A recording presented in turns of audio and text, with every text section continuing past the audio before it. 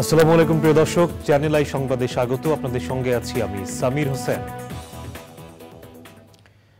বিস্তারিত সংবাদের শুরুতে জানিয়ে দিচ্ছি সুপার ফ্রেশ ফর্টিফাইড সয়াবিন তেল। সংবাদ শিরোনামগুলো।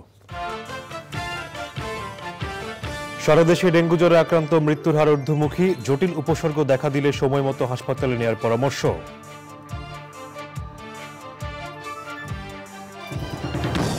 উজানের ঢল আর টানা বর্ষণে নদ নদীর পানি বেড়ে লালমনিরহাট ও কুড়িগ্রামে বন্যা, পানিবন্দী 40,000-এর বেশি মানুষ।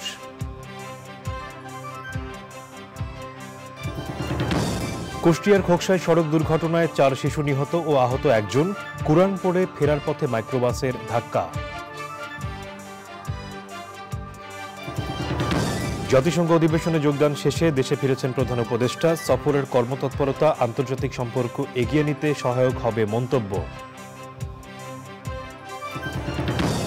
হিজবুল্লাহর নতুন প্রধান নিয়ে চলছে জল্পনা, হাসান নাসরুল্লাহ নিহত হওয়ায় লেবাননে 3 ও ইরানে 5 দিনের শোক। এবং কানপুর টেস্টে ভেজা মাঠের কারণে তৃতীয় দিনেও বাংলাদেশ ভারত ম্যাচ শুরুর আশা ক্ষীণ, প্রথম সেশনের পর দ্বিতীয় সেশনও ভেসে যাওয়ার শঙ্কা।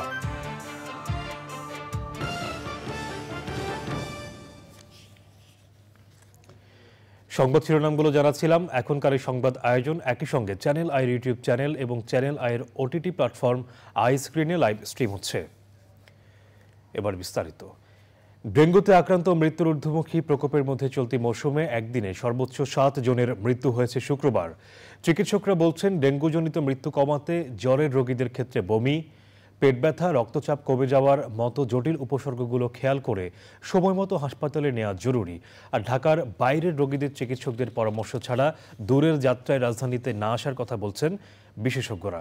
জান্নাতুল বাকেয়া কেকার report.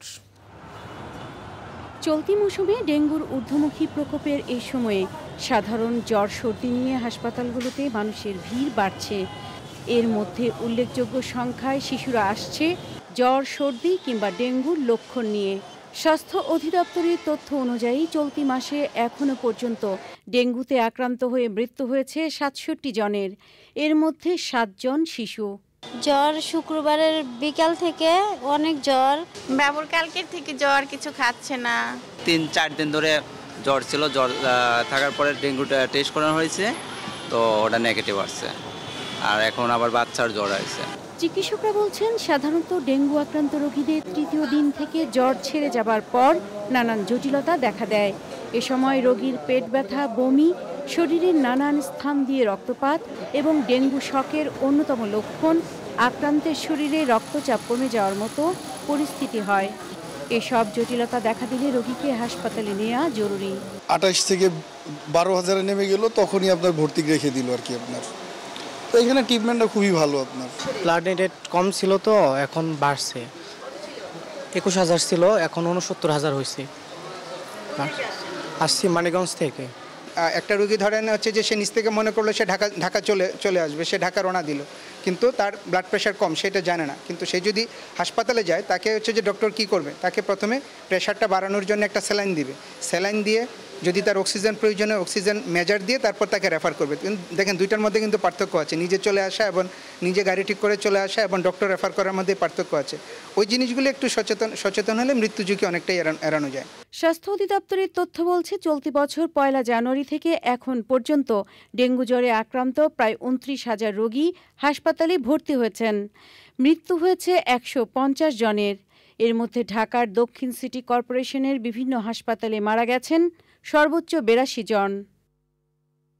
Jannatul বাকেয়া Keka, channel I, Dhaka. উজানের ঢল আর টানা কয়েকদিনের ভারী বর্ষণে লালমনিরহাট ও কুড়িগ্রামের বিভিন্ন নদ নদীর পানি বেড়ে বন্যা দেখা দিয়েছে। তিস্তার পানি বিপদসীমার উপর দিয়ে প্রবাহিত হওয়ায় নিম্নাঞ্চল প্লাবিত হয়ে পানিবন্দী হয়ে পড়েছেন 40,000-এর বেশি মানুষ। লালমনিরহাট থেকে মিজানুর রহমান মিজু ও কুড়িগ্রাম থেকে শ্যামল ভৌমিকের পাঠানো তথ্য ও ভিডিও চিত্রে সুদীপ্তা মাহমুদের রিপোর্ট।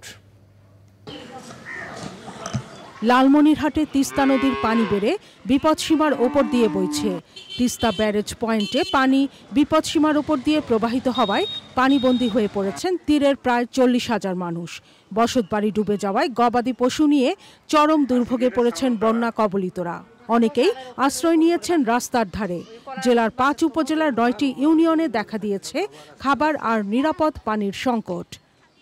পানি খাবার নাই, আমরা হা খরাকে আছি, মাইসে না কই দেয় তাকে খাই। অন্তত 10,000 মানুষ পানিবন্দী হয়ে আছে, তারপর ঘরের ভেতরে এক বুক পানি হয়ে গেছে। ক্ষতি হয়েছে, ধানের আবাদ হয়েছে, আবার মাছ ঝিলে চাষ করছি, সেলে বাইরে হয়ে গেছে। খাটটার সগে তলে গেছে, সুগেশ টুগের সগে হয়েছে, তা গরু যে আস্তার এই পেকে আনছি, আনিয়ে এত গরু জল খয়ে নাকছি। বন্যা কবলিতদের সহায়তার আশ্বাস দিয়েছে জেলা প্রশাসন। এখন বর্তমানে পানি বিপদসীমার 1 সেন্টিমিটার উপর দিয়ে যাচ্ছে। আমরা আশা করতেছি আজকের মধ্যে পানিটা কিছুটা হলেও কমবে। কাউনিয়া পয়েন্টে তিস্তা নদীর পানি বেড়ে বিপদসীমার ওপর দিয়ে প্রবাহিত হচ্ছে। প্লাবিত হয়ে পড়েছে তিস্তা তীরের রাজারহাট, উলিপুর ও চিলমারী উপজেলার 6 ইউনিয়নের চর এবং নিম্নাঞ্চলের 100-রও বেশি বসতভিটা ও কাঁচা সড়ক।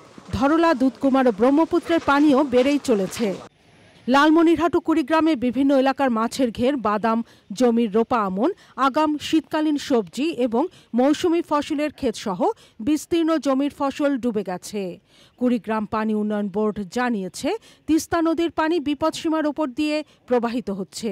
আর ধরলা, দুধকুমার ও ব্রহ্মপুত্র নদের পানি বিভিন্ন পয়েন্টে বাড়লেও বিপদসীমার নিচে রয়েছে।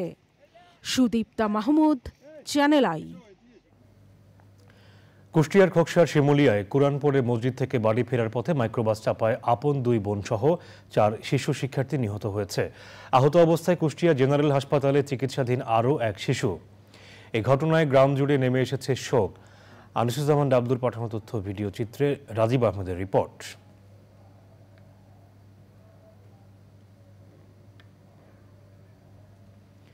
দর্শক, আমরা রিপোর্টের জন্য একটু অপেক্ষা করছি।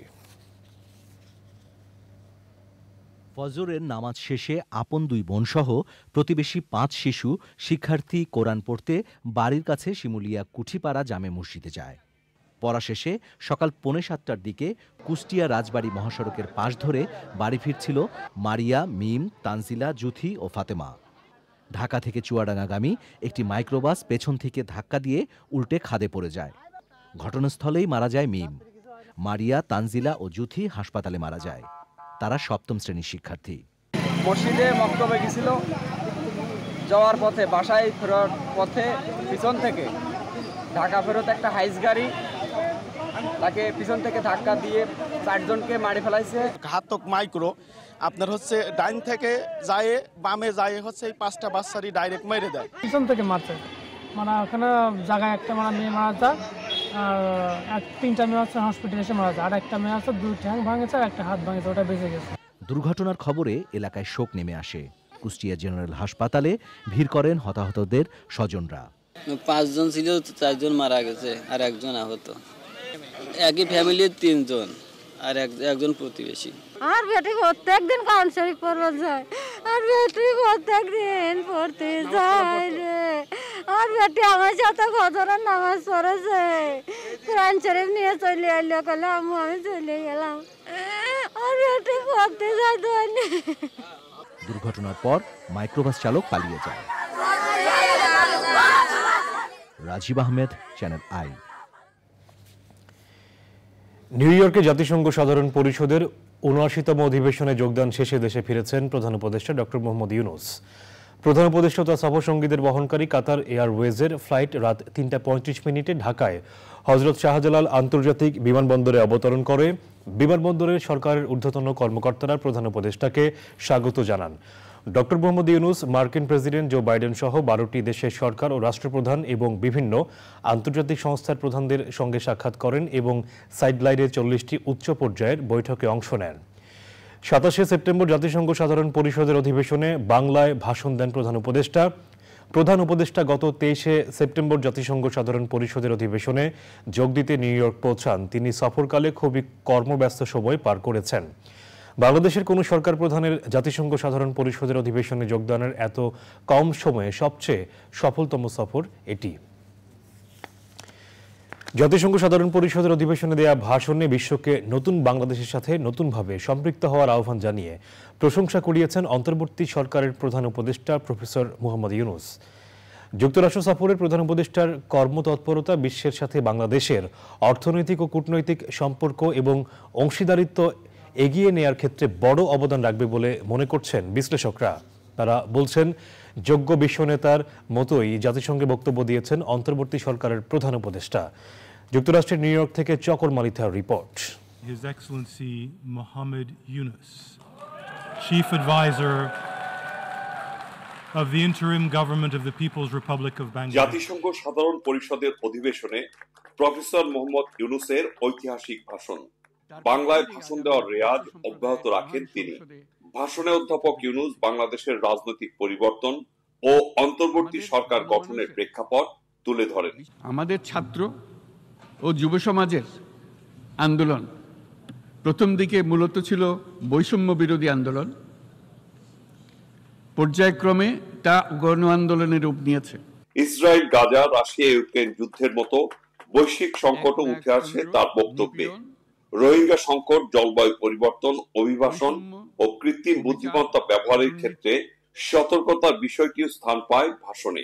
যুদ্ধ এবং সংঘাতের ফলে ব্যাপক ভিত্তিতে মানুষের অধিকার খর্ব হচ্ছে। বিশ্ববাসীর উদ্বেগ এবং নিন্দা সত্ত্বেও গাজায় গণহত্যা থামছে না। ডক্টর ইউনুস বক্তব্য দেওয়ার সময়ই করতালিতে তাকে অভিনন্দন জানান বিশ্ব নেতারা। প্রধান উপদেষ্টা কেবল বাংলাদেশের স্বার্থেই জাতিসংঘে কথা বলেননি, উল্লেখ করেছেন বিশ্ব শান্তি ও সমৃদ্ধির বিষয়টিও। বাংলাদেশের একটি বৈপ্লবিক অবস্থার ভেতর দিয়ে পরিবর্তিত অবস্থায় পাল্টে যাওয়া সরকারের প্রধান এখানে এসে কথা বলছেন এবং সারা পৃথিবীর বিষয়াদি নিয়ে কথা বলছেন, বাংলাদেশ নিয়ে কথা বলছেন। এ কারণে এবারের বিষয়টি একেবারে ব্যতিক্রম। তিনি যে যে বিষয়ে গুরুত্ব দিয়েছেন সেসব বিষয়ে যে বাস্তবতা, সেটি দেখার পরে আমরা বুঝবো সত্যিকার অর্থেই এ যাবৎকালের সবচেয়ে ব্যতিক্রম সফর তিনি সম্পন্ন করেছেন জাতিসংঘে। আন্তর্জাতিক মহলে আগে থেকেই সুপরিচিত ডক্টর ইউনুস এবার নতুন পরিচয়ে এই সফর করেছেন। তা হলো বাংলাদেশের সরকার প্রধান হিসেবে জাতিসংঘে তার উপস্থিতি। আমাদের বাংলাদেশে এখন যে সংস্কারগুলো দরকার তার জন্য ফান্ড দরকার। উনি কিন্তু আপনার বিশ্বব্যাংক সহ অন্যান্যদের কাছ থেকে সেই ফান্ডটাকে এনশিওর করেছে। পাশাপাশি আমাদের এই যে 16 বছরের দুঃশাসনে যত অন্যায় অবিচার হয়েছে তার কিভাবে আন্তর্জাতিক পর্যায়ে বিচার করা যায় সেটার ব্যাপারেও উনি এনশিওর করার চেষ্টা করেছেন। বিশ্লেষকরা মনে করছেন বাংলাদেশের কোন সরকার প্রধানের জাতিসংঘ সাধারণ পরিষদের অধিবেশনে যোগদানের ক্ষেত্রে এই সফর সবচেয়ে সফল। বাংলাদেশ রাষ্ট্রের দায়িত্ব নিয়ে জাতিসংঘে এবার প্রথমবারের মতো এক বিশ্ব নেতার ভূমিকা রাখলেন প্রফেসর ইউনুস। সারা পৃথিবীর সংকট ও সম্ভাবনার জায়গাগুলো তুলে ধরে অন্য দেশের নেতাদের সামনে স্পষ্ট করলেন, একটি টেকসই পৃথিবী গড়তে হলে আমাদেরকে কোন দিকে নজর দিতে হবে। চকর মালিথা, চ্যানেল আই, জাতিসংঘ সদর দপ্তর, নিউ ইয়র্ক। সাবেক প্রধানমন্ত্রী শেখ হাসিনার ছেলে সজীব ওয়াজেদ জয়কে অপহরণ ও হত্যার ষড়যন্ত্রের মামলায় দণ্ডপ্রাপ্ত দৈনিক আমার দেশ পত্রিকার সাবেক ভারপ্রাপ্ত সম্পাদক মাহমুদুর রহমানকে কারাগারে পাঠানোর আদেশ দিয়েছেন আদালত। রোববার ঢাকার অতিরিক্ত চিফ মেট্রোপলিটন ম্যাজিস্ট্রেট মাহবুবুল হকের আদালতে তিনি আত্মসমর্পণ করেন। মিথ্যা মামলায় তাকে সাজা দেওয়া হয়েছে উল্লেখ করে মাহমুদুর রহমান জানান, আইনিভাবেই মামলা মোকাবেলা করবেন তিনি। শহীদুল্লাহ রাজুর রিপোর্ট। রোববার সকাল 10:30 আত্মসমর্পণ করতে সহকর্মী শুভাকাঙ্ক্ষীদের সাথে নিয়ে ঢাকার চিফ মেট্রোপলিটন ম্যাজিস্ট্রেট কোর্টে আসেন আমার দেশ পত্রিকার সাবেক ভারপ্রাপ্ত সম্পাদক মাহমুদুর রহমান। আগে থেকেই আদালত চত্বরে কড়া অবস্থান নেয় সেনাবাহিনী ও পুলিশ সদস্যরা।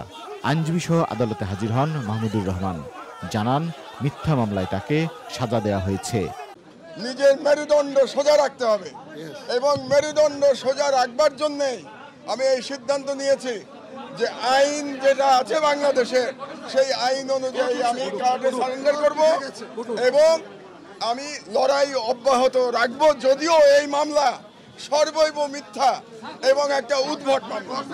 শুনানিতে মাহমুদুর রহমানের আইনজীবীরা বলেন, স্বৈরাচারী সরকার উদ্দেশ্যপ্রণোদিত মামলায় তাকে সাজা দিয়েছে।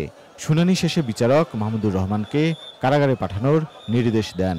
সেই সাথে তাকে ডিভিশন দেওয়ার কথাও জানান। মাহমুদুর রহমান তার নামে 2015 সনে পতিত স্বৈরাচার সরকারের প্রধানমন্ত্রী আমেরিকার একটা মিথ্যা ঘটনা সাজিয়ে বাংলাদেশে মামলা করেছিল।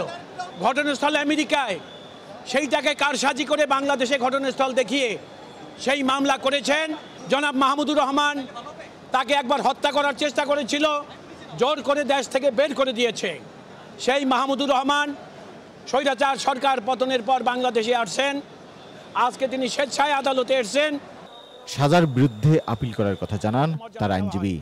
জনাব মাহমুদুর রহমান জেলে গেছেন, উনি আপিল করবেন, তারপর জেল থেকে বেরিয়ে আসবেন, সেটাই আমাদের প্রত্যাশা দ্রুততম সময়ের মধ্যে। বিচার বিভাগ স্বৈরাচারের সময় কতটা নিচে গেছে যে দেখা যাচ্ছে সজীব ওয়াজেদ জয়ের পিছনে এই আদালত যিনি রায় দিয়েছেন আসাদুজ্জামান নূর, তার পিছনে হাঁটতেছেন।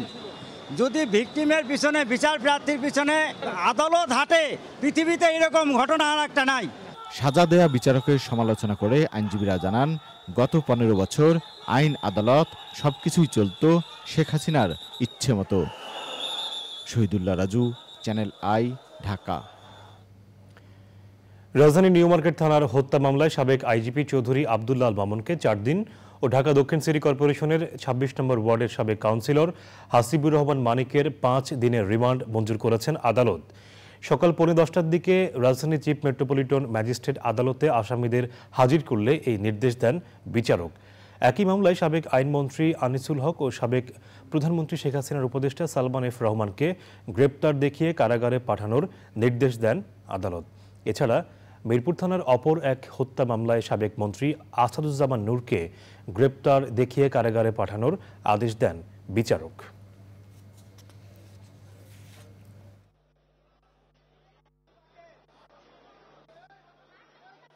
নিউ মার্কেট থানার একটি হত্যা মামলায় ফ্যাসিস্ট শেখ হাসিনার অবৈধ উপদেষ্টা, শিল্প উপদেষ্টা সালমান এফ রহমান এবং অবৈধ আইনমন্ত্রী জনাব আনিসুল হক এবং সাবেক আইজিপি আব্দুল্লাহ আল মামুন এবং একজন সাবেক কাউন্সিলর হাসিবুর রহমান মানিক, এই 4 জনকে এই মামলায়, হত্যা মামলায় আদালতে তদন্তকারী কর্মকর্তা উপস্থাপিত করেন এবং তাদের মধ্যে সালমান এফ রহমান এবং আনিসুল হককে এই মামলায় গ্রেপ্তার দেখানোর জন্য দরখাস্ত দেন এবং বিজ্ঞ আদালত তাদেরকে 2 জনকে গ্রেপ্তার দেখানো হয়। তাদের পক্ষে কোনো রিমান্ড প্রার্থনা ছিল না এবং কোনো জামিনের প্রার্থনাও ছিল না। দুর্গাপূজাকে কেন্দ্র করে দেশকে অস্থিতিশীল করার চক্রান্ত সফল হবে না উল্লেখ করে বিএনপির স্থায়ী কমিটির সদস্য গয়েশ্বরচন্দ্র রায় বলেছেন, বিএনপির নেতাকর্মীরা সতর্ক অবস্থানে থাকবে। জিয়া মঞ্চের 31তম প্রতিষ্ঠাবার্ষিকী উপলক্ষে শহীদ রাষ্ট্রপতি জিয়াউর রহমানের সমাধিতে শ্রদ্ধা নিবেদন ও মোনাজাত শেষে তিনি বলেন, গণতান্ত্রিক ব্যবস্থাকে গতিশীল রাখতে বিএনপির ভারপ্রাপ্ত চেয়ারম্যান তারেক রহমান সহ দলের নেতাকর্মীদের বিরুদ্ধে দায়ের করা সব মিথ্যা মামলা প্রত্যাহার করতে হবে, আর তা না হলে সেটা হবে দুঃখজনক। গণঅভ্যুত্থান পরবর্তী সময়ে সবাইকে ঐক্যবদ্ধ থেকে নির্বাচনের মধ্য দিয়ে গণতন্ত্রে ফিরতে হবে বলেও মন্তব্য করেন তিনি। পরাজিত শক্তি তারা বুঝছে না, তারা হয়তো একটা সাবরাইজ করার চেষ্টা করবে। তবে বিএনপির পক্ষ থেকে ইতিমধ্যে আমাদের নেতা তারেক রহমান সাহেব একটা ঘোষণা দিয়েছেন, এবং যে সকল অঞ্চলে সকল পূজাকে আমরা দেখভাল করব, আমরা জনগণকে নিয়ে নিরাপত্তা দিব এবং সেখানে আমাদের নেতৃত্ব যদি ব্যর্থতা হয় তাদের বিরুদ্ধে যথাযথ ব্যবস্থা গ্রহণ করবে।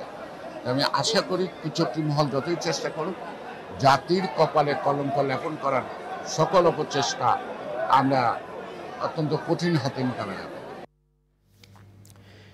ইসরায়েলের বিমান হামলায় হিজবুল্লাহ প্রধান হাসান নাসরুল্লাহ নিহত হওয়ার পর লেবাননের সশস্ত্র গোষ্ঠীর নতুন প্রধান নিয়ে জল্পনা চলছে। ধারণা করা হচ্ছে হিজবুল্লাহর দ্বিতীয় গুরুত্বপূর্ণ ব্যক্তি হাশিম সাইফুদ্দিন সংগঠনের প্রধান হতে যাচ্ছেন। সাফিউদ্দিন হিজবুল্লাহ নির্বাহী কাউন্সিলের প্রধান। নাসরুল্লাহর মৃত্যুকে বাঁক বদরের ঐতিহাসিক মুহূর্ত হিসেবে অভিহিত করেছে ইসরায়েল। মার্কিন প্রেসিডেন্ট একে বিচারিক প্রক্রিয়া হিসেবে উল্লেখ করেছেন। অন্যদিকে হাসান নাসরুল্লাহ নিহতের ঘটনায় 5 দিনের শোক ঘোষণা করে প্রতিশোধ নেওয়ার কথা জানিয়েছে ইরান। বিস্তারিত সুদীপ্তা মাহমুদের রিপোর্টে।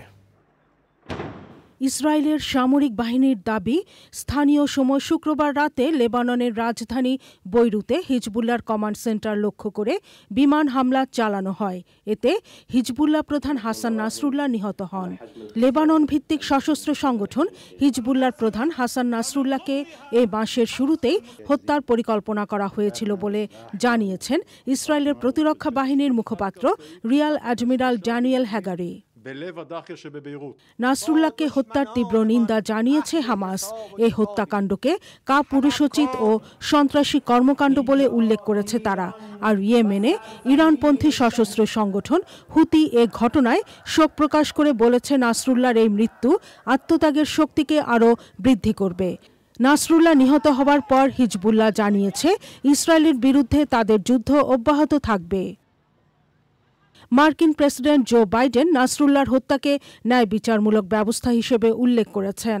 বলেছেন, হিজবুল্লাহ, হামাস ও হুতির মতো ইরানপন্থী শক্তিগুলোর বিরুদ্ধে আত্মরক্ষায় ইসরায়েলকে সর্বাত্মক সমর্থন দেবে ওয়াশিংটন।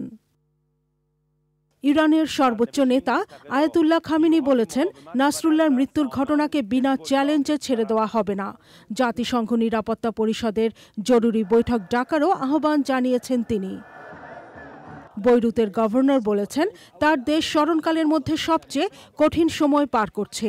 বহু সাধারণ মানুষের মৃত্যু সত্ত্বেও আন্তর্জাতিক সম্প্রদায় নিশ্চুপ থাকায় ক্ষোভ প্রকাশ করেছেন বৈরুতের গভর্নর মারওয়ান আব্বুদ। 1975 সালে লেবাননে গৃহযুদ্ধ শুরু হলে হাসান নাসরুল্লাহ শিয়া মুভমেন্ট আমালে যোগ দেন। পরে 80-র দশকে হিজবুল্লাহতে যোগ দেন তিনি।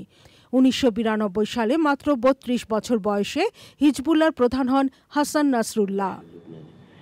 Sudipta Mahmud, channel I. এবারে Bangladesh Bharat test series.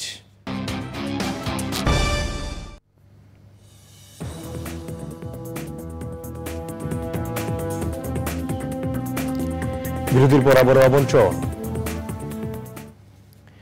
1 October channel আইয়ের 26 বছরের পদার্পণ উপলক্ষে পটুয়াখালীতে র্যালি করেছে আমার চ্যানেল আই দর্শক ফোরাম। জেলা শহরের প্রবেশদ্বার চৌরাস্তা থেকে র্যালি শুরু হয়ে হাজী আক্কেল আলী হাওলাদার ডিগ্রি কলেজ গেটে গিয়ে শেষ হয়। র্যালিতে অংশ নেন জেলা প্রশাসক আবু হাসনাত মোহাম্মদ আরেফিন, পুলিশ সুপার মোহাম্মদ আনোয়ার জাহিদ, বিভাগীয় বন কর্মকর্তা শফিকুল ইসলাম, বীর মুক্তিযোদ্ধা সর্দার আব্দুর রশিদ অ্যাডভোকেট, সরকারি কলেজের সাবেক অধ্যক্ষ professor M Nurul Islam, channel আইয়ের স্টাফ রিপোর্টার ও দর্শক ফোরামের সভাপতি এনায়েতুর রহমান, বিশিষ্টজন, শিক্ষার্থী ও শহরের সর্বস্তরের দর্শক। এবারে নিটল টাটা কৃষি সংবাদ।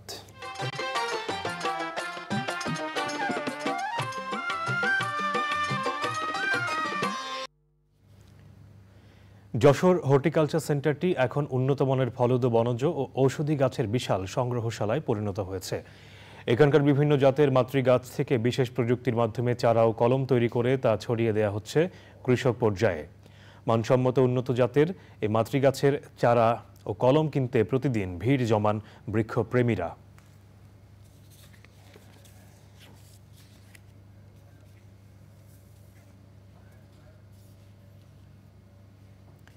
এবারে প্রকৃতি সংবাদ।